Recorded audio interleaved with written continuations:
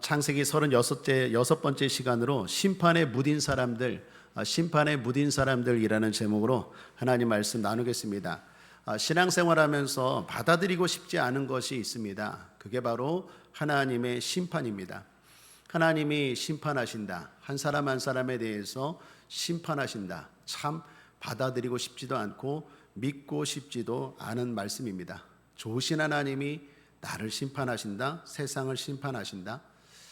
또한 목회자로서 말씀을 전하는데 가장 힘이 드는 것 중에 하나가 심판입니다. 심판을 전해야 되는 저의 입장도 또 듣는 성도들의 입장도 대단히 긴장하게 되고 마음이 대단히 불편하죠.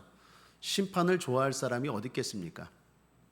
그런데 중요하고 분명한 사실은 성경이 심판이 있다라는 걸 말한다는 것입니다. 하나님은 즉흥적이지는 않습니다. 그래서 사람처럼 이렇게 말했다 저렇게 말했다 하루아침에 왔다 갔다 금방 말을 반복하지는 않으십니다. 그러나 한번 정하고 말씀하신 건 반드시 실행하십니다. 심판도 그렇습니다. 하나님의 심판이 반드시 있습니다. 물론 하나님은 오래 참으시고 심판하기를 기뻐하지는 않으십니다. 모든 사람들이 구원받고 모든 사람들이 복받기를 원하시는 좋으신 하나님이십니다. 그러나 우리가 분명히 성경을 읽으면서 놓치지 말아야 되는 건 하나님은 심판하시는 하나님이다라는 것입니다. 오늘 말씀도 보십시오. 하나님이 소돔성을 심판하시는 내용입니다.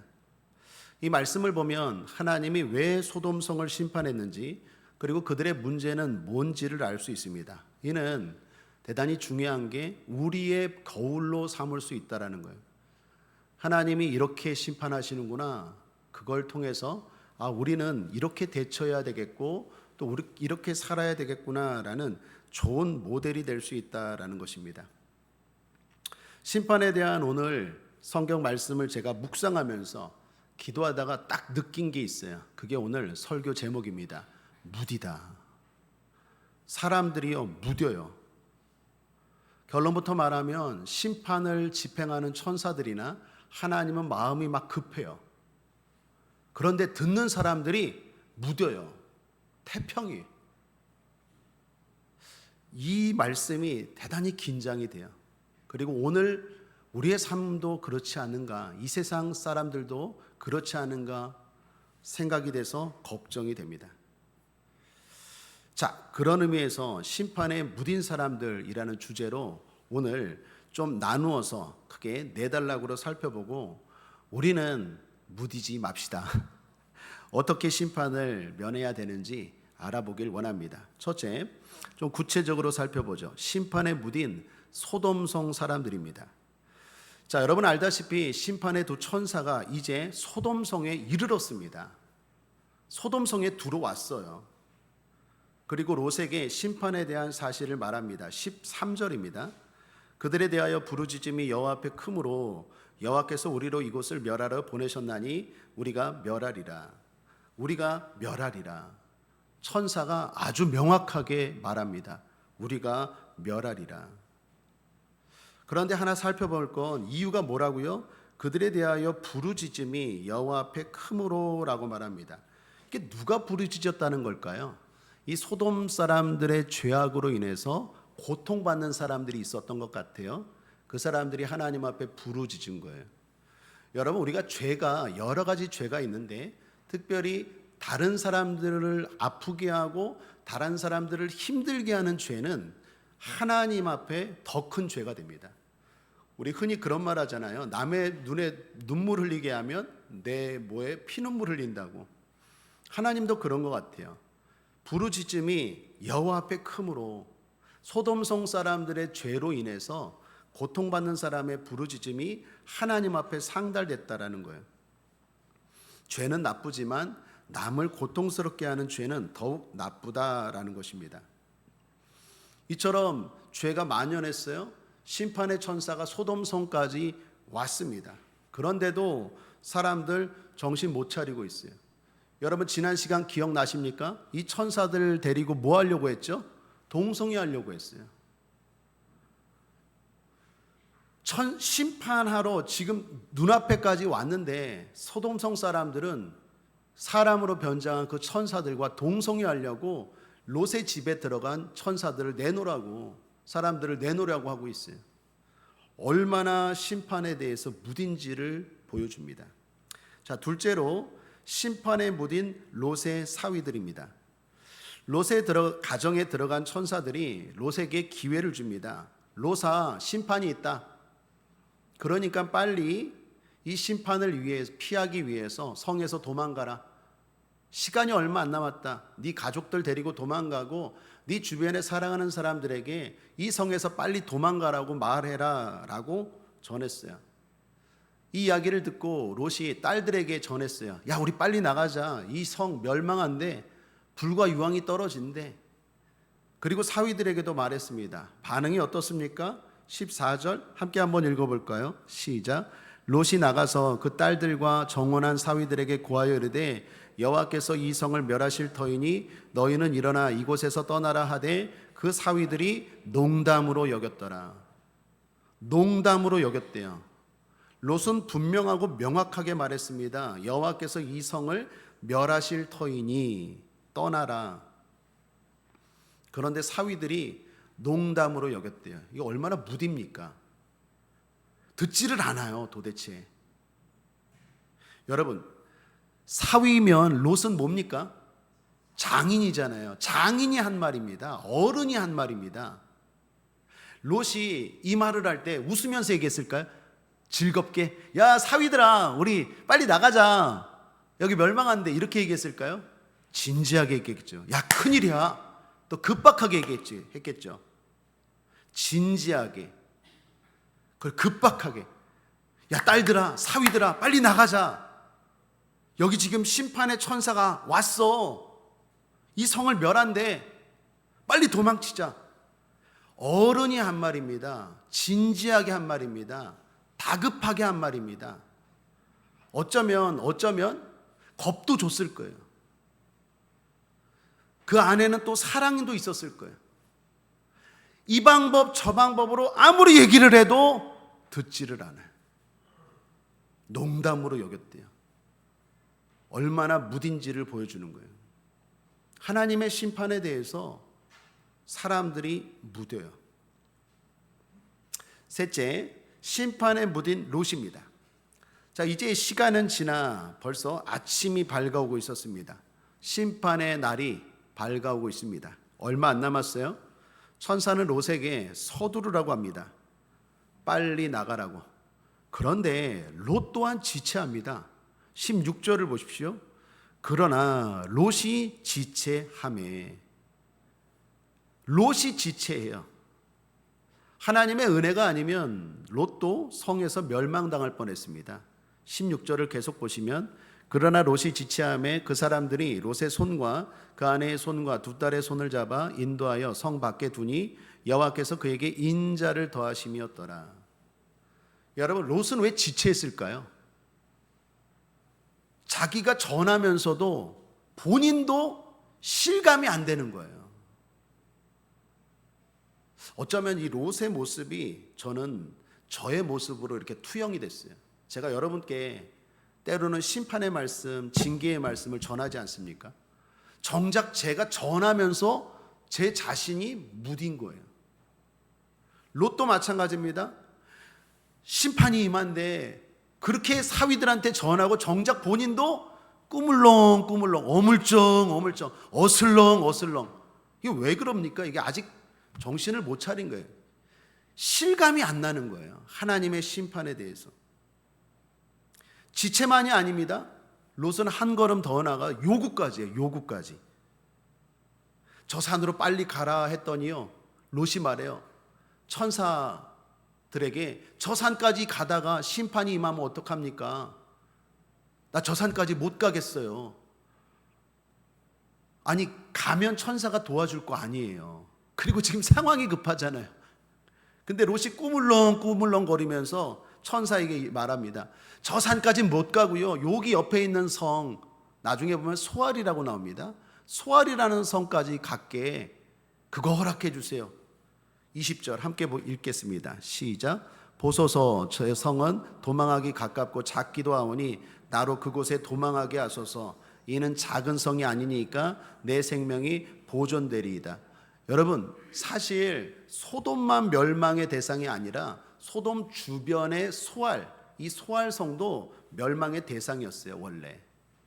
그런데 롯이 글로 가는 바람에 소알성은 심판에서 열애가 됩니다. 제외가 돼요.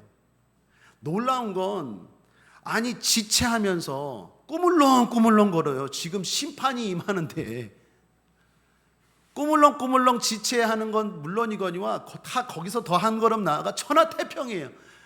요구까지예요. 이게 지금 뭡니까? 이 사람도요 대단히 무뎌요. 제가 볼 땐 아브라함의 중보기도가 아니었으면 롯도 분명히 소돔성에서 멸망당했을 믿음이에요. 아주 위태위태한 믿음이에요. 사랑하는 여러분, 축복합니다. 저와 여러분은 아브라함처럼 확실한 믿음 됩시다. 롯은요 아주 위험한 믿음이에요. 까딱하다가는 심판받을 믿음이에요. 알고는 있어요. 그런데 정작 본인도 실감을 못해요. 심판에 대해서 무딥니다. 이것저것 요구해요. 아브라함과 대단히 비교가 돼요. 자, 마지막으로 더 살펴볼 사람 한 사람이 있어요. 롯의 아내입니다. 소알성으로 롯이 가는 길에 하나의 사건이 발생했어요. 그것은 롯의 아내가 심판받는 소돔성을 뒤돌아본 거예요. 26절 함께 읽죠. 시작. 롯의 아내는 뒤를 돌아본 거로 소금 기둥이 되었더라. 소알성으로 도망치다가 뒤를 돌아보았어요.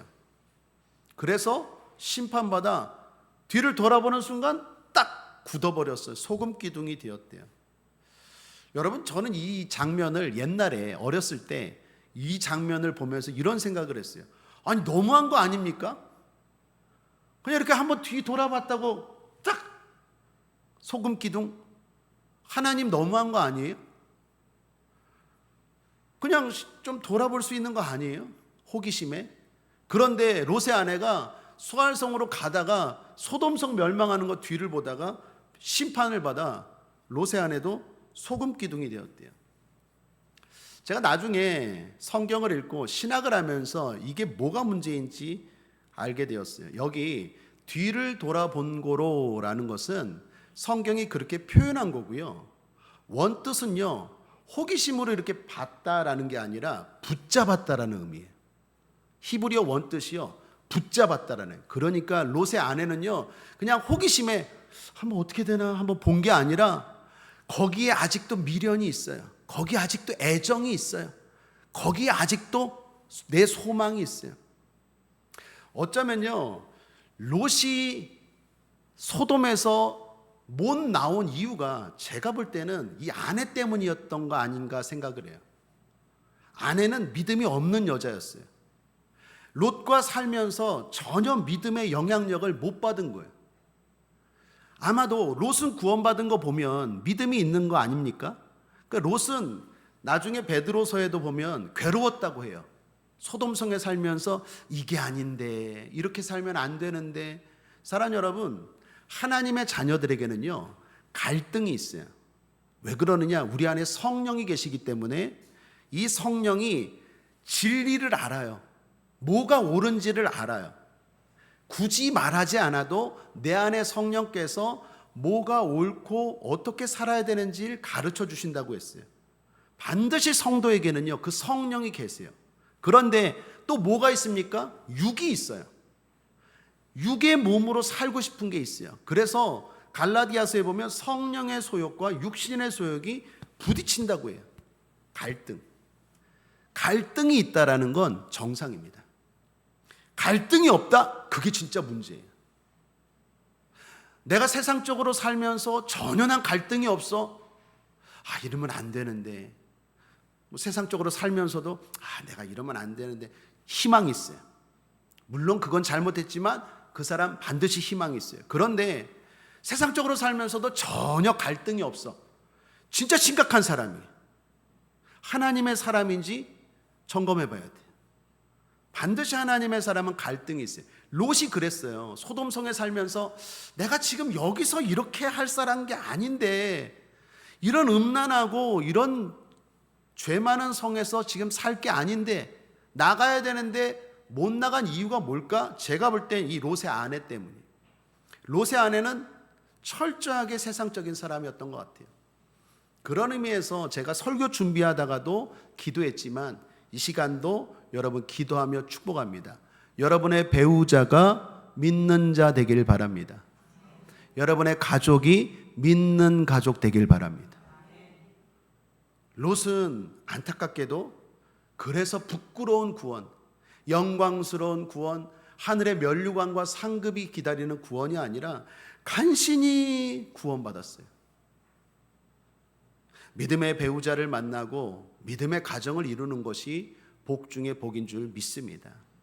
혹시라도 이 자리에 배우자가 또는 자녀들이나 형제들이, 가족이 아직도 믿지 않는 분 계시다면 꼭 기도하시고 영적 싸움에서 승리하시길 바랍니다. 주님도 천국에 대해서 이런 말씀합니다. 누가복음 9장 62절에 예수께서 이르시되 손에 쟁기를 잡고 뒤를 돌아보는 자는 하나님의 나라에 합당치 아니하니라 하시니라.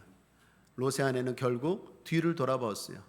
거기에 미련을 너무 많이 뒀어요. 애정을 뒀어요. 천국에 대한 소망이 없어요. 앞으로 살아갈 미래에 대한 소망이 없습니다. 그래서 고린도후서 6장 14절 함께 읽겠습니다. 시작. 너희는 믿지 않는 자와 멍에를 같이 하지 말라. 의와 불법이 어찌 함께하며 빛과 어두움이 어찌 사귀며. 다시 한번 축복합니다. 배우자 구원, 가족 구원 이루어지기를 주님의 이름으로 축복합니다. 이처럼 오늘 소돔성 사람들의 모습을 보았습니다. 그 성에 결국 불과 유황의 심판이 임했어요. 유황이 뭘까? 다큐멘터리를 보니까 말레이시아인가요? 거기서 막 허만이라는 분들 계신데 거기서 유황이라는 게 있더라고요. 유황이요, 한번 이렇게 냄새를 맡으면 호흡이 안 될 정도로 아주 독한 가스라고 합니다. 불과 유황이 소돔성에 결국 임했어요. 심판이 임한 겁니다. 하나님은 어떻습니까? 마지막까지 기회를 줬는데 결국 사람들이 무딥니다. 심판이 있다고 그렇게 말하는데 농담으로 여기고 세상에 여전히 마음을 빼앗기고 무슨 심판 너나 믿어. 여러분, 여기 19장의 이야기가 오늘 우리 시대의 이야기 같지 않습니까? 오늘 이 시대는 어떻습니까? 심판이 있다고 안 믿는 사람들에게 이야기하면 그분들이 어떻게 받아들입니까? 이 이야기가 남 이야기 같지가 않아요. 지금 이 시대를 살아가는 오늘날 시대와 비슷해요. 주님 말씀하셨어요. 마지막 심판 때 많은 사람들이 장가가고 시집가고 잔치하고 놀러가고 그럴 때 도적같이 주님이 오신다고 했어요. 그런 얘기를 때로는 사랑으로 이야기하고 때로는 무섭게 이야기하고 때로는 진지하게 얘기하고 여러 방법으로 이야기해도 사람들이 무뎌요. 받아들이질 않아요. 그러니까 결국 하나님의 심판이 임하는 거예요. 왜 소돔성이 심판받았는지 이해가 되지 않습니까? 하나님은요, 참을 만큼 참았고 줄 만큼 줬는데 사람들이 끝까지 받아들이질 않아요. 24, 25절입니다. 여호와께서 하늘 곧 여호와께로서 유황과 불을 비같이 소돔과 고모라에 내리사 그 성들과 온 들과 성에 거하는 모든 백성과 땅에 난 것을 다 엎어 멸하셨더라. 다 엎어 멸하셨더라. 하나님 다 엎으실 때, 다 멸하실 때가 있습니다. 그러므로 교훈입니다. 적용입니다. 우리는 어떻게 살아야 될까요? 무디게 사는 게 아니라 깨어 있어야 할 줄 믿습니다. 깨어 있읍시다. 자, 그러면 깨어 있는다는 게 무슨 말일까요? 무디게 사지 말고 깨어 있으라. 좀 구체적으로 몇 가지만 소개할게요. 하나는 주님 입장에서 생각하라라는 것입니다. 고린도후서 5장 9절 10절입니다. 그런즉 우리는 거하든지 떠나든지 주를 기쁘시게 하는 자 되기를 힘쓰노라. 이는 우리가 다 반드시 그리스도의 심판대 앞에 드러나 각각 선악간에 그 몸으로 행한 것을 따라 받으려 함이라. 주님을 기쁘시게 하는 일이 무엇일까를 생각하래요. 심판대 앞에 설 사람들은 주님 입장에서 생각하라는 거예요. 내가 기쁜 게 아니라 주님이 기쁜 것.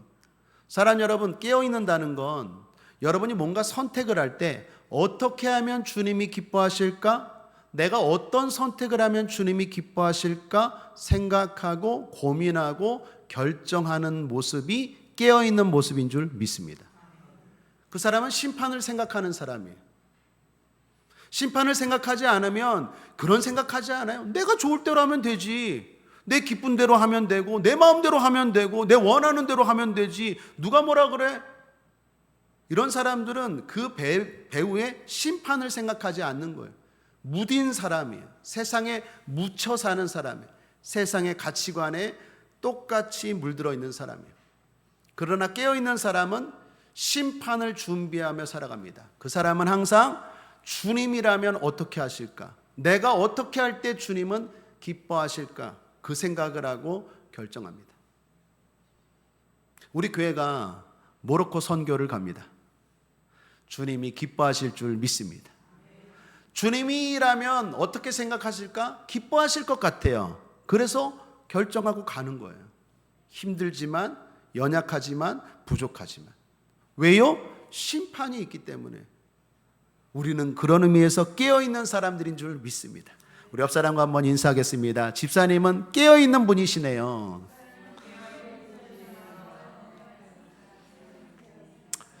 또 깨어있는다라는 게 뭘까요? 기도입니다. 여러분 기도 많이 하십시오. 베드로전서 4장 7절입니다. 함께 읽겠습니다. 시작. 만물의 마지막이 가까웠으니 그러므로 너희는 정신을 차리고 근신하여 기도하라.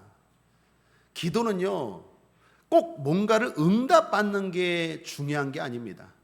기도는 여러 가지 유익이 있는데 그 유익 가운데 하나가요, 기도는 우리를 깨어있게 만들어요. 세상 속에 살면서 자꾸 무뎌져요. 저도 이 자리에서 회개 한번 하는데 요즘 자꾸 쇼츠에 빠져서, 그 쇼츠인가요? 그거 이렇게 쑥 넘기다 보면 아이고 재밌네 30분을 내가 넘기고 있더라고. 내가 목사인데 무슨 염주도 아니고 이걸 계속 이렇게 넘기더라고요. 회개합니다. 여러분, 세상 속에 살면요, 무딜 수밖에 없겠더라고요. 세상의 유혹이 너무나 강하고 정신이 없어요. 그냥 한눈 좀만 정신을 차리지 않으면 거기에 그냥 내 마음과 시간과 에너지를 다 빼앗길 수밖에 없어요. 세월을 그냥 허송할 수밖에 없어요. 그걸 이기는 방법이 뭡니까? 오늘 성경은 분명히 말합니다. 정신을 차리고 기도하라. 깨어있는다라는 것, 무디게 살지 않는다라는 건 기도하는 거예요. 사랑하는 여러분, 기도하시길 바랍니다. 기도라는 건요, 하나님 앞에 앉아 있는 것 자체가 기도예요. 하나님 앞에 서 있는 것 자체가 기도예요. 무슨 꼭 기도할 용건이 있고 제목이 있어서 기도하는 게 아닙니다. 기도는 대단히 큰 개념이에요. 기도는 하나님과의 대화고 하나님과의 교제고 하나님을 의지하는 거고, 더 나아가 내가 깨어있는 삶을 주는 시간이 기도인 줄 믿습니다. 그러므로 여러분 꼭 하루에 기도하는 시간 여러분의 삶 가운데 꼭 있게 되기를 주님의 이름으로 축복합니다. 새벽 기도하는 분들이 많으신데 유튜브로도 새벽 기도하시고 또 현장에서도 새벽 기도하시는데, 새벽 기도가 좋고 새벽 기도를 정 못하겠다는 분들은 저녁 기도로라도 하십시오. 저녁 기도, 성령 충만 기도의 저녁 기도, 그것도 좋습니다. 그래서 여러분들이 자꾸 하루 기도를 하지 않으면요, 아무리 저 같은 목사여도 기도를 하지 않으면 세상 속에 살면서 무뎌질 수밖에 없어요. 아마 롯도 그랬을 거예요. 소돔과 고모라 성에서 이 정도로 살면요, 거의 동화되어 갑니다. 기도가 나를 지키고 기도가 나를 살리고 기도가 나를 깨어있게 하는 힘인 줄 믿습니다. 또 하나, 긴장하며 주님의 일을 하는 게 깨어있는 겁니다. 마태복음 25장 13절에 그런즉 깨어있으라 너희는 그날과 그 시를 알지 못하느니라. 무슨 말입니까? 주님이 하신 말씀입니다. 그 날과 그 시는 알지 못한다. 그러므로 주의 일을 하면서 깨어있으라고 말해요. 하나님의 일을 하십시오. 하나님의 일이라는 게 뭐 꼭 교회에서 일하라는 것만이 아니에요. 하나님이 어떻게 하면 내가 기뻐하실까? 그걸 찾고 그 일을 하십시오. 또 여러분이 하는 일에 하나님을 초청하십시오. 그러면 그 일이 거룩하게 됩니다. 옛날에 읽었던 책인데 평신도 때 성자가 된 청소부라는 책이 있어요. 청소하는 분인데 성자가 됐어요. 이유는 뭐냐? 청소하는 그 일에 항상 주님을 초청하고 하나님이 나에게 맡겨주신 직업이라고 생각하고 그 일을 하는 거다 보니까 그 일 자체를 통해서 하나님이 영광 받으시더라라는 스토리의 책이었어요. 흔히 직업을 영어로 잡과 또 하나는 보케이션이라고 말합니다. 잡은 그냥 일이에요. 내가 먹고 살기 위해서 하는 일. 보케이션은 우리말로 천직입니다. 흔히 천직이라고 말하죠. 이건 천직이야. 하나님이 나에게 맡겨준, 나보고 하라고 한 천직이야. 이건 나의 달란트나 나의 기질이나 내 성품이나 내 능력이나 또 기도해도 하나님이 이건 나보고 하라고 한 것 같아. 그렇게 생각하고 그 일에 하나님의 영광을 돌리기 위해서 한다면 그건 천직이 되는 거예요. 그게 청소여도 좋습니다. 그게 설거지여도 좋고, 그게 장사여도 좋고, 공무원이도 좋고, 어떤 것도 천직, 성직이 될 수 있어요. 그러므로 사랑하는 여러분, 주의 일을 하면서 깨어있는 것 잊지 마시고 여러분이 항상 깨어있게 되길 바랍니다. 또 하나, 죄를 멀리하고 거룩하게 사는 게 깨어있는 것입니다. 요한계시록 16장 15절, 보라 내가 도적같이 오리니 누구든지 깨어 자기 옷을 지켜 벌거벗고 다니지 아니하며 자기의 부끄러움을 보이지 아니하는 자가 복이 있도다. 죄에 대한 이야기입니다. 벌거벗대요. 흰옷을 입고 하나님 앞에 서는 구별된 성도가 아니라 죄로 말미암아 자기의 허물이 드러나고 죄악된 모습이 드러나는 것들을 지적하는 말씀입니다. 죄를 정복하고 물리치고 이길 수 있는 저와 여러분 되길 바랍니다. 신앙의 성장이라는 것, 믿음의 성숙이라는 것은 내가 다스릴 수 있는 죄를 점점 늘려가는 거예요. 옛날엔 졌지만 점점 이기고 나아가는 거예요. 사랑하는 여러분, 이기고 나아가시길 바랍니다. 창세기에 보면 가인이 죄를 졌을 때 하나님이 죄는 내 앞에 있지만 너는 죄를 다스릴지니라 라고 말합니다.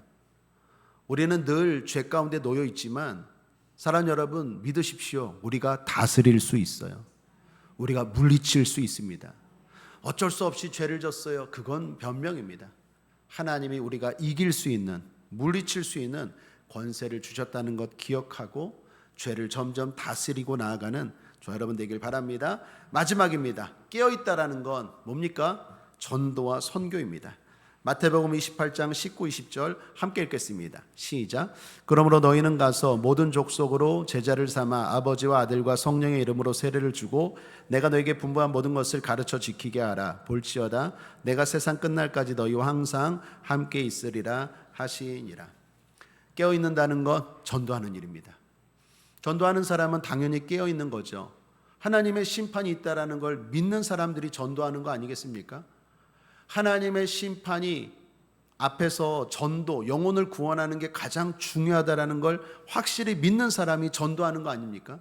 천국이 있으니까 전도하는 거고 지옥 가지 말라고 믿으니까 전도하는 거, 선교하는 거 아니겠습니까? 그러므로 전도하고 선교하는 건요, 하나님 나 깨어 있어요 말하지 않아도 하나님 보실 때 쟤 깨어 있구나, 어떤 것보다도 확실한 모습인 줄 믿습니다. 다시 한번 축복하고 강조합니다.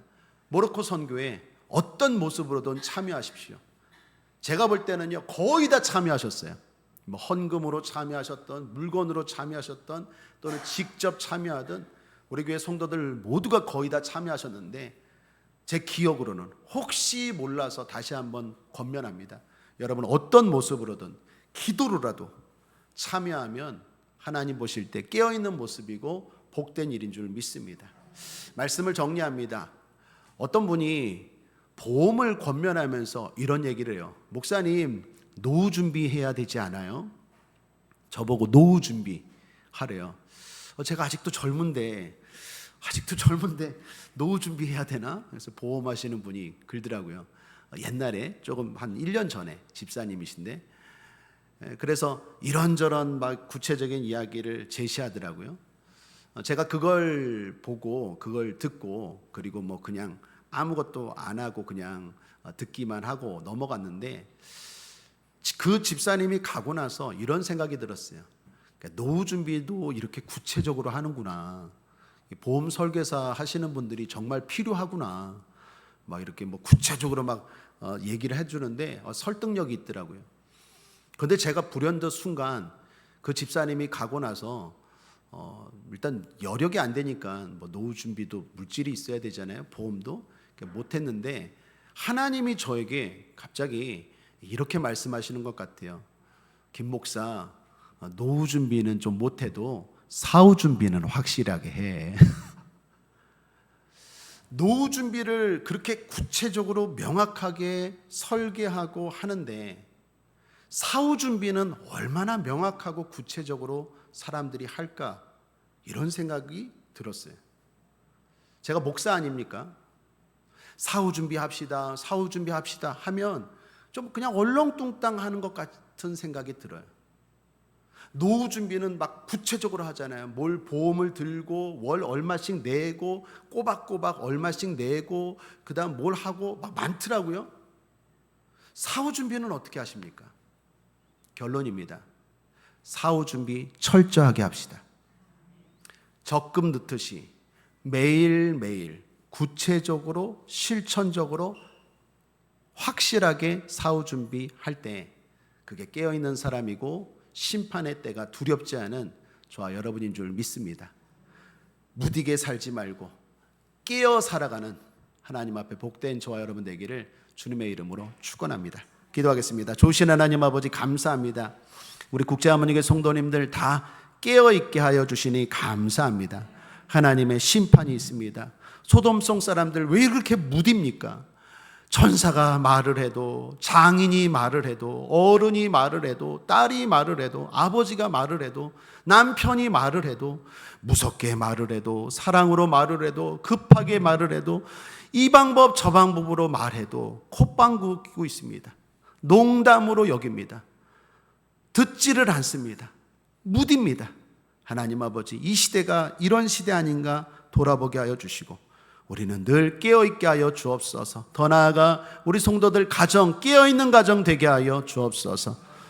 우리 교회가 모두가 깨어있는 성도들 되게 하여 주셔서 이 마지막 심판의 때에 많은 사람들을 깨우는 또한 하나님의 사람들, 하나님의 천사들, 군사들 되게 하여 주옵소서. 감사드리며 예수님의 이름으로 축복하고 기도했습니다. 아멘.